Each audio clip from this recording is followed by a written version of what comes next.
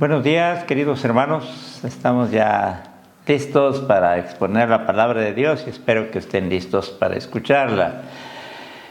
Con mi esposa les enviamos un cariñoso saludo desde nuestro hogar, esperando que allá en sus hogares ustedes también sigan gozando de las bondades de nuestro Dios tan maravilloso, que ha querido guardarnos, protegernos y permitirnos estas experiencias hermosas en su día. Esperamos seguirnos gozando. Voy a invitarles a inclinar sus rostros. Vamos a orar. Padre Celestial, te damos muchas gracias porque nos concedes a esta hora poder exponernos a tu palabra. Gracias te damos, Señor, porque lo que esta palabra tuya nos enseña va más allá de lo que a veces nosotros, o muchas veces nosotros, no nos detenemos a considerar. Perdónanos y concédenos a través de tu palabra ser cada vez más conscientes de esa obra maravillosa que tú realizas para la salvación del hombre. Bendito seas, Señor. Gracias en el nombre de Cristo Jesús. Amén. Nos corresponde ahora, hermanos, la segunda parábola del capítulo 15 de San Lucas. Esta segunda parábola la tienen ustedes ahí en el capítulo 15 de San Lucas. Y empieza con el versículo 8. Y ya ustedes conocen y ya se ha referido. El mismo título que va en los programas tiene que ver con esta parábola, la dracma perdida o la moneda perdida. Pero nuestra versión traduce dracma, quedamos con este título. ¿O qué mujer que tiene 10 dracmas, si se pierde una, y empieza el relato de la parábola? Que ustedes, yo entiendo que ya lo conocen y se acuerdan. La expresión o qué nos permite fundamentar la siguiente comprensión. Se ha expuesto primero la parábola de la oveja perdida hasta el versículo 7. Terminando la parábola de la oveja perdida, se dice, o qué mujer que tiene.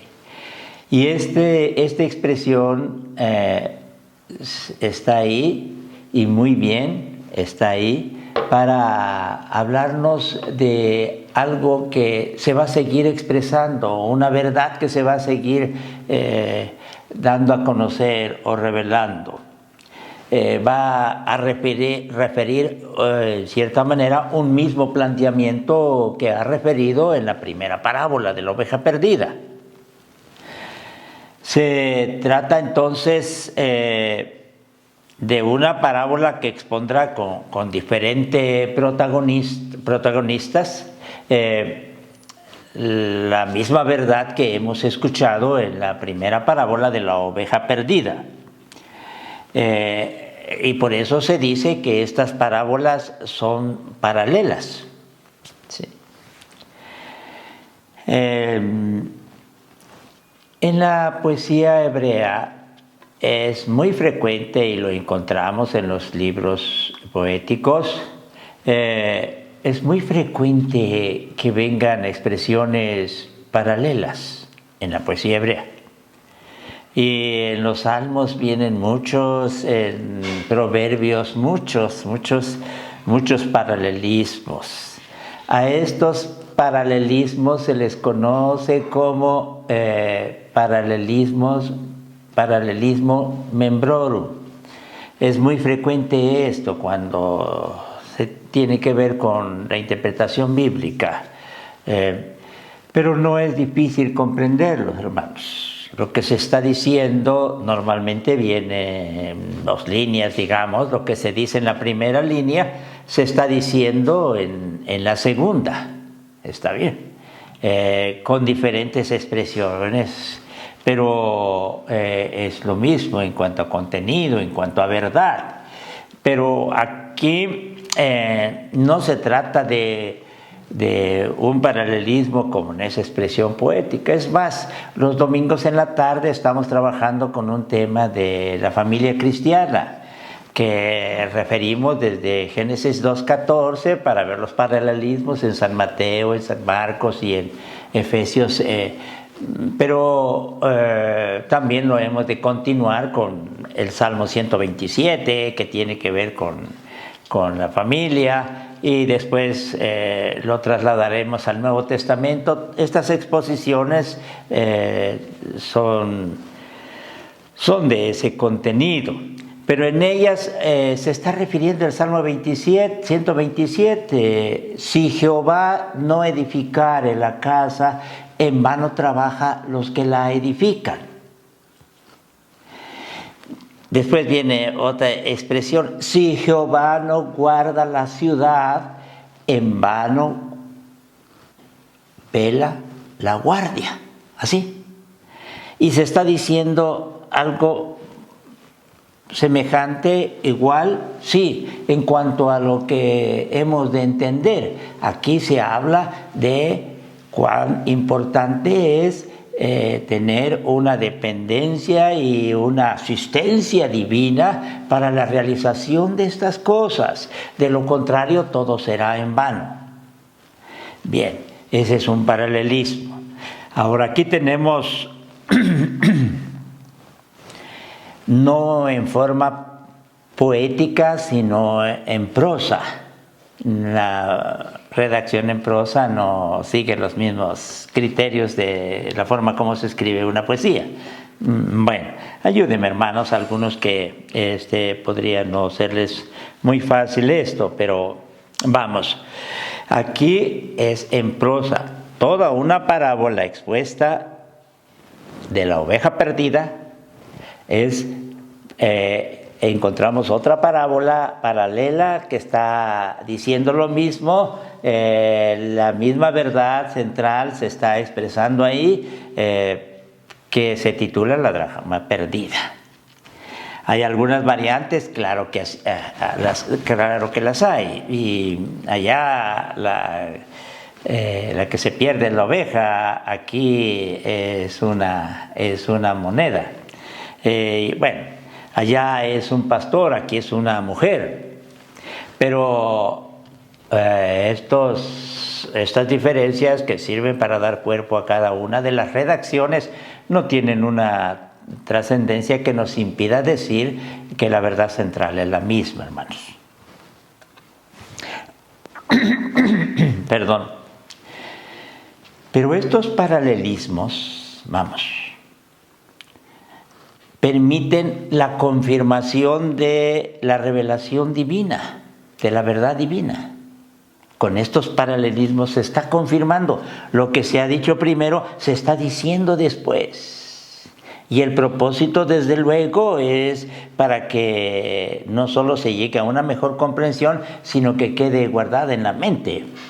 Y qué bueno que sea también en el corazón. En el ámbito educativo, cuando se ha dado alguna enseñanza, si antes de 12 horas, se vuelve a recordar, a repetir esa enseñanza, se dará algo que se conoce en el ámbito educativo, estoy hablando, fijación del conocimiento. Aquí también se está dando una fijación de esta verdad. Este es el propósito. Vamos. ¿Cuál es la verdad? Bueno, Dios procura la salvación de los necesitados, ya referimos esto, perdonándolos y conviviendo con ellos, concediéndoles perdón y comunión de vida, dijimos. Lo que Jesús está revelando es algo que desbarata la concepción de los líderes que en ese entonces eran los escribas, fariseos principalmente, y esta concepción tan arraigada también lo tenía el pueblo porque ellos eran sus maestros. El Señor Jesús viene a desbaratar esos paradigmas, esas concepciones tan arraigadas. Y esto hace que entonces la repetición de una verdad pueda contribuir para echar por tierra, diríamos así, algo que por siglos se ha sostenido, por muchos años se ha sostenido. Nuestra parábola, si queremos ya entrar a nuestra parábola, hemos de decir lo siguiente. Nuestra parábola tiene que ver con una mujer pobre, más pobre que el pastor. Pues el pastor tenía 100 ovejas. Esta mujer tiene 10 dracmas, 10 monedas, y se pierde una.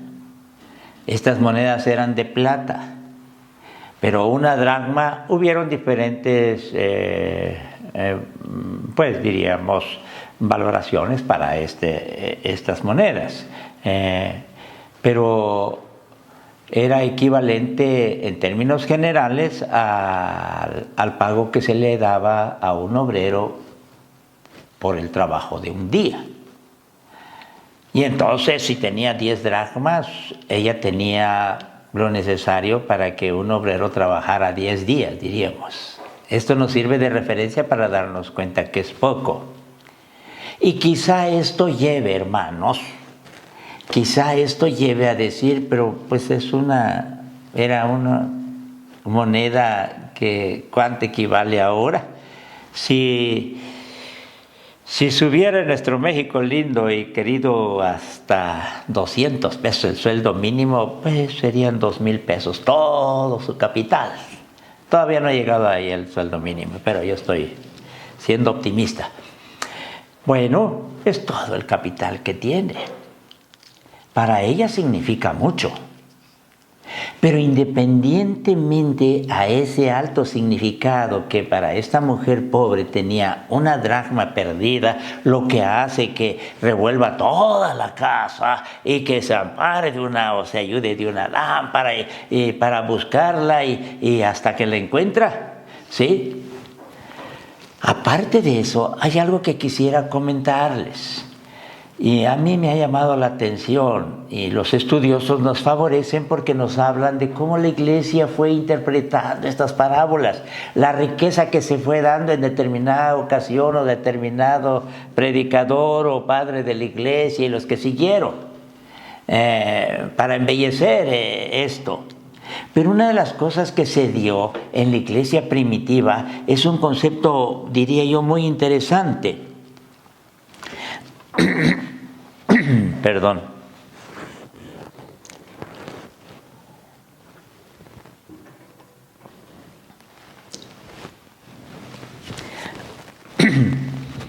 En la iglesia primitiva, les decía, se hacía la referencia siguiente. Si de 100 ovejas se pierde una, el rebaño queda incompleto.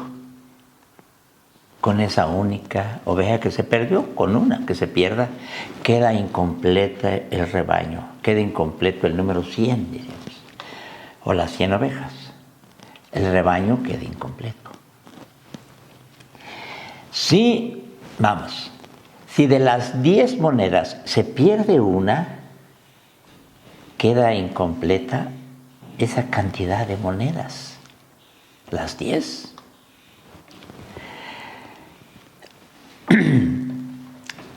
Deja incompleta esa totalidad que se tenía. Si de 2 hijos, la tercera parábola, si de 2 hijos se pierde un hijo, la familia quedará incompleta. ¿Cuántos más habían integrando esa familia? No nos los dice el relato bíblico. Pero en ese entonces podían ser varios.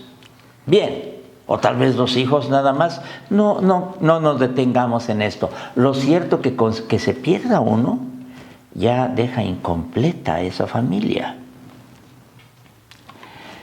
Ahora, hay bastante claridad para poder decir que la pérdida de estas unidades, noten ustedes, una oveja una dracma, un hijo, afectará grandemente al todo, perfectamente unido, a ese todo perfectamente unido. Y con eso destruirá esa unidad que se tenía. Vayan ayudándome, hermanos. Hay mucha riqueza en todo esto. Entonces diremos que basta considerar la pérdida de un hijo en una familia, en este caso presente, para lograr entender lo que estamos diciendo.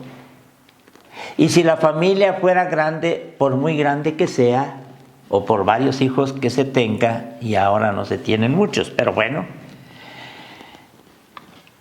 con un hijo que se pierda, la familia queda ya incompleta, se destruye la unidad. Bueno, se dice, se destruye el corazón de la familia. Para que nos demos cuenta que la pérdida de uno que forma parte de una familia, en este caso, de un rebaño, de un capital sagrado para la mujer, la pérdida de uno afecta mucho. Y a veces nosotros no nos detenemos para darnos cuenta que la obra de Dios, la obra de Dios tiene que ver con esa acción tan maravillosa de completar lo que había quedado incompleto, de restaurar la unidad. Y eso causa mucha alegría, de permitir que con su acción salvífica aquella familia vuelva a la alegría. Claro, cuando expongamos el próximo domingo la parábola del hijo pródigo, tenemos que hacer referencia del hijo mayor, y esto es algo que nos va a servir, lo que le estoy diciendo, para una mejor comprensión. Ya no lo voy a repetir exactamente, por eso deben ustedes captarlo ahorita.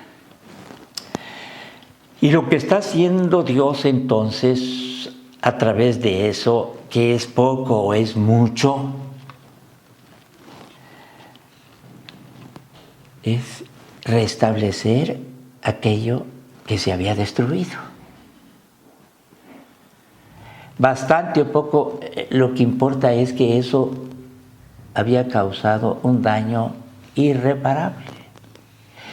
Y la obra salvífica de Dios viene a reparar ese daño.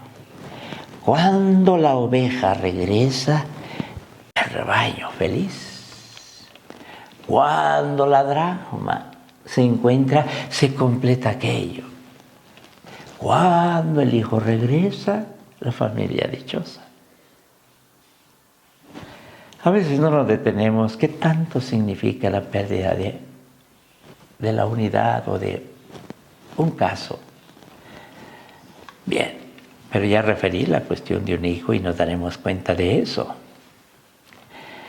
Y en la manifestación misericordiosa de Dios, en ese amor incomparable de Dios que viene a restablecer lo que se ha destruido, porque la unidad da felicidad, a restablecer la felicidad, la dicha, a traer gozo en el corazón de los hombres, ¿sí?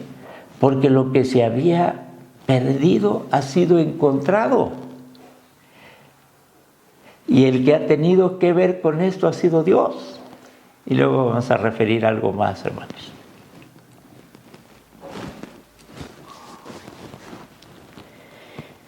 Y quiero detenerme un poquito para que ustedes vayan adentrándose más allá, quizá de lo que estoy exponiendo, hermanos. Porque esto nos permite entonces quedarnos y pensar y decir, bueno, qué bueno que suceda eso.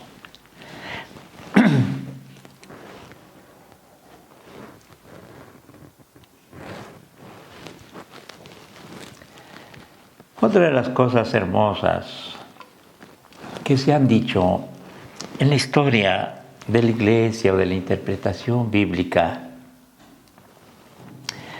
es lo siguiente.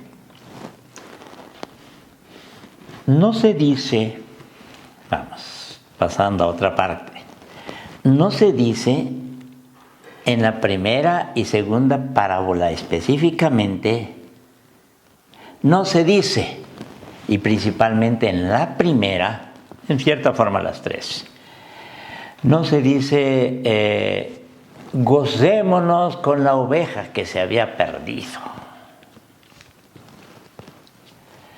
No dice así el texto bíblico. Tienen a la mano, busquen ustedes, capítulo 15 de San Lucas, versículo 6, versículo 9 y también el versículo 24. Que en el versículo 24 no venga específicamente, pero es lo mismo, es lo mismo, es lo mismo. ¿Ya lo tienen? Vamos. San Lucas, capítulo 15, versículo 6. Hay una expresión muy hermosa ahí. No, les decía, no está diciendo gocémonos con la oveja que se ha perdido. Está diciendo lo siguiente: gozaos conmigo. Gozaos conmigo.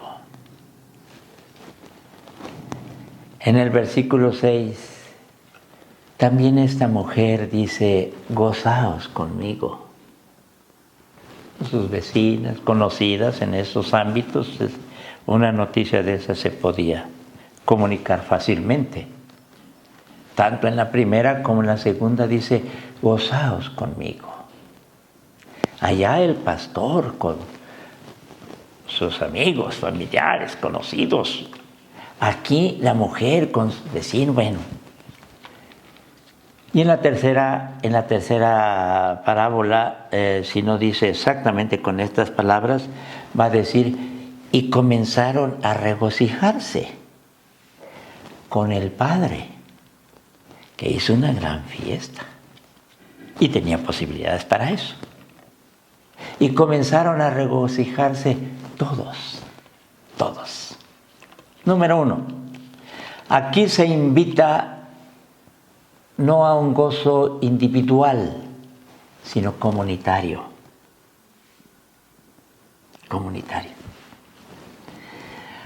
Aquí se invita para que los demás sean partícipes de esta alegría,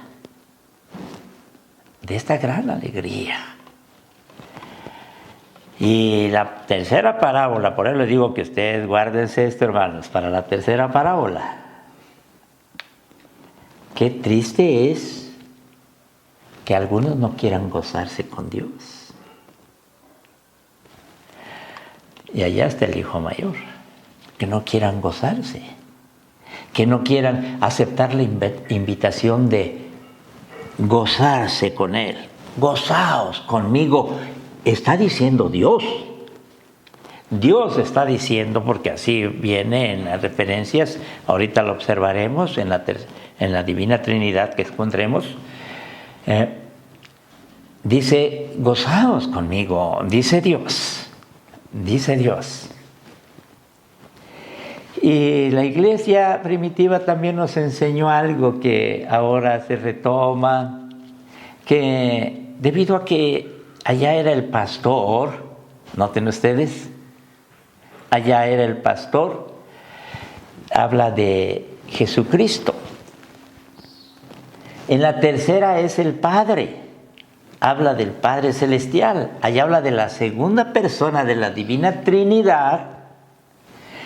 En la tercera parábola habla de la primera persona de la Divina Trinidad, el Padre. Y en la segunda, En la primera, si me equivoqué, corrijo. En la primera habla del pastor como Jesucristo, segunda persona de la Divina Trinidad.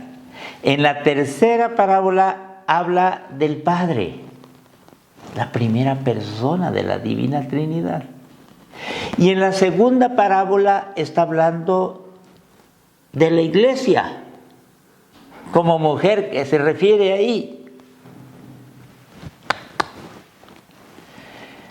Pero la iglesia nace cuando el Espíritu Santo desciende en Pentecostés. A partir de ahí nace la iglesia. Luego entonces estaremos hablando de la tercera persona de la Divina Trinidad. Y cuando hablamos de la tercera persona de la Divina Trinidad, que asiste a aquellos que en el bautismo han entregado su vida y nacen para caminar con aquel que ha venido a salvarles y hacer la voluntad del Padre Celestial, el Espíritu Santo se manifiesta para vivir la vida ahora, siguiendo al Señor Jesús. Bien. Pero cuando se refiere a la iglesia, con mayor razón, gozaos conmigo, le está diciendo a la iglesia, por un pecador que se arrepiente. Hoy estamos viviendo un confinamiento, pero algo interesante es que a pesar de vivir ese confinamiento, nuestra iglesia, a través de los mensajes y estudios bíblicos, ha salido de sus fronteras. Nos circunscribimos en los hermanos que llegamos a la iglesia y escuchan la palabra y se alimentan de ella, pero ahora estamos saliendo, en algunos casos, más allá. Somos una iglesia pequeña, pero la palabra está llegando a diferentes lugares lejanos, no voy a referirlos, los tengo referencia de eso, y está saliendo. Y si esa bendita palabra que sale llega a la mente y corazón de los que oyen, y entonces eso los lleva a entregar su vida a Dios. Queridos hermanos, que se regocije la iglesia, que se regocije con el Espíritu Santo, que se regocije con la Divina Trinidad. Y nos detenemos aquí en lo que la Divina Trinidad se refiere. Y veamos, queridos hermanos, veamos bien. En las tres parábolas de San Lucas está viéndose la manifestación de la Divina Trinidad. Y con eso se nos está diciendo que en cuanto a la salvación del hombre, en cuanto al restablecimiento de lo que se ha destruido, de esa comunidad, de esa familia, de esa totalidad, está interviniendo para esto la Divina Trinidad. El Padre, el Hijo y el Espíritu Santo. Está en juego la intervención de la Divina Trinidad. ¿Para qué? Para salvar al hombre, para salvar a un ser humano. Bueno, así lo decimos. Y queriendo retomar las palabras de Fernando Lelot en su libro que alguna vez he citado, La solución del problema de la vida, Fernando Lelot nos dice en una exposición, es que para Dios el hombre tiene un valor absoluto. ¿Acaso no fue la corona de la creación? ¿Acaso no dice en el Salmo que estamos viendo que es el hombre para que tengas de memoria y el Hijo del Hombre para que lo visites? Le has hecho poco menor que los ángeles y lo coronaste de gloria y de honra. Le insistes, hermanos, si para nosotros no, Para Dios tenemos un significado incomparable.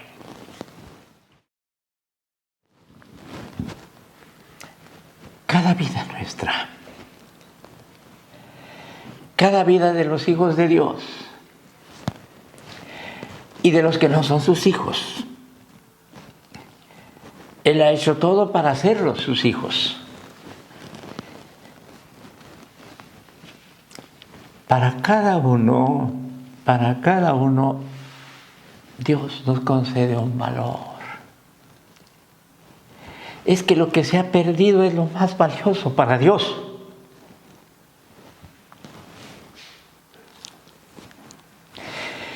Es que lo que se ha perdido no es algo que no tenga un valor grande para Dios, el máximo valor. Pero ¿por qué decimos eso? ¿Que acaso no ha tenido que intervenir la Divina Trinidad? Conjugándose ese poder glorioso, maravilloso y misericordioso, conjugándose esa gracia, ese amor, interviene la primera, segunda y tercera persona expuesta en estas tres parábolas y en otras tantas porciones de los textos que tienen la participación de la Divina Trinidad, los que conocemos como textos trinitarios, que hay tantos en el Nuevo Testamento. Queridos hermanos, si para ustedes un alma no tiene valor, aún la propia alma, para Dios tiene todo el valor. Inimaginable a veces. Aquí están estas parábolas que nos están diciendo lo que nosotros somos para Dios, lo que un hombre es para Dios, lo que un joven, un niño, un adulto, una mujer, un hombre, que sea, es para Dios. Tiene un valor absoluto. No hay algo más valioso para Dios.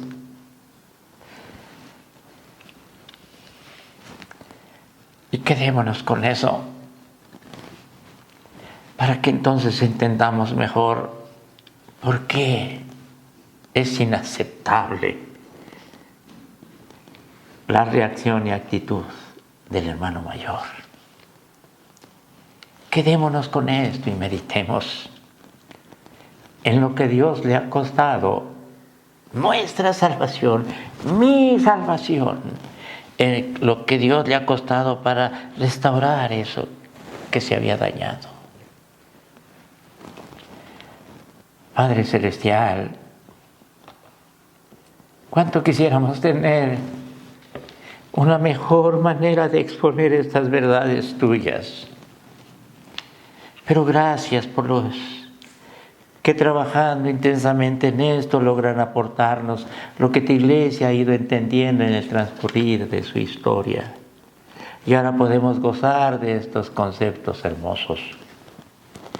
Permite, Padre Celestial, que el próximo domingo, si a ti te place concedernos la vida, poder exponer la parábola del Hijo Pródigo, habiendo avanzado en nuestra comprensión a través de estas dos parábolas, y que tu Santo Espíritu nos ayude, despegue nuestra mente y abra nuestro corazón, para que esta palabra tuya penetre y podamos entonces el próximo domingo tener una fiesta con Dios, contigo, Padre Celestial, contigo, Señor Jesucristo, contigo, Espíritu Santo. Gracias por lo que nosotros somos para ti.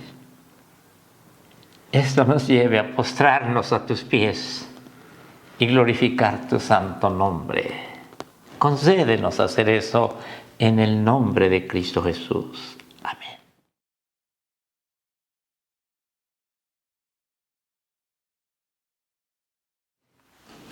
Bueno, hermanos, nos preparamos para otro momento. No puedo esconder lo que mi corazón tiene al exponer la palabra, hermanos, en estas parábolas. Pero bueno, vamos a entrar a otro momento. Este es el momento de la oración. Y que esto nos sirva para que confiadamente podamos acercarnos a Dios. Y que esto nos sirva para que podamos atrevernos y decirle gracias, gracias, gracias. Y también pedirle que nos ayude en nuestras situaciones difíciles, en los problemas, en las luchas cotidianas. Después de todo, tenemos un Padre tan amoroso. Tiempo es para inclinar nuestros rostros y presentarnos delante de Él. Vamos a orar.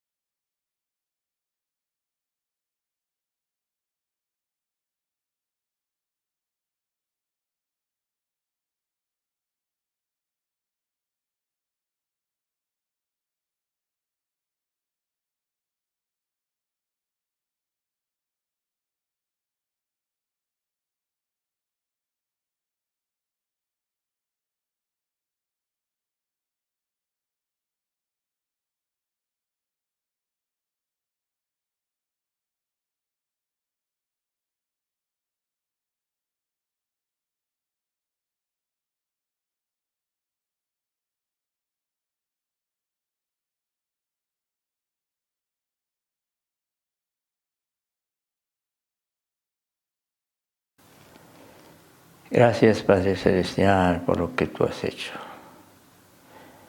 Sigues haciendo y harás con nuestras pobres vidas. Gracias, Señor.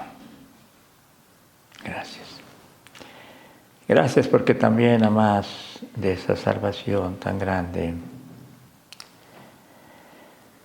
y es grande por lo que significa para nosotros, pero también por lo que significa para ti principalmente en cuanto a tu acción salvífica. Además de ello, también has deseado concedernos tantas cosas, Señor. Nos has dado tanto. Y ahora tenemos la dicha de poder exponernos a tu palabra, adorarte y gozarnos en tu día, Señor, y continuar en la tarde, glorificando tu nombre. Gracias, Padre, por todo. Gracias por protegernos, por guardarnos, por darnos la vida, por ayudarnos. Ahora, Padre Celestial, me atrevo a acercarme a ti, Señor, para ofrecer o presentar, Señor, estas oraciones, estas plegarias que tu pueblo te presenta. Cada quien tiene tal vez un pesar muy grande, o algunos más, otros menos, no sé, Señor. Pero hoy ha habido la oportunidad de abrir los labios para expresar lo que el corazón tiene. Escucha estas oraciones, Señor. Que nada impida que lleguen al trono de tu gracia. Quieras, Señor, permitir que la acción de tu Hijo y de tu Santo Espíritu haga posible que estas oraciones lleguen hasta ti. Y entonces, gozosos, Tu pueblo esperará en ti, porque tú darás lo mejor. En el nombre de Cristo Jesús. Amén.